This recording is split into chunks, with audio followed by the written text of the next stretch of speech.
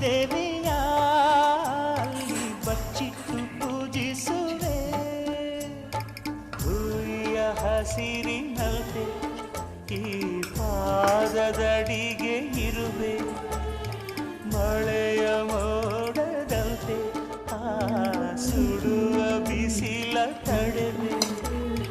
ಬಾಳ ತುಂಬ ನಾ ಬರುವೆ, ಹಸ್ತಕ್ಕೆ ರೇಖೆಯ ಹಾಗಿರುವೆ.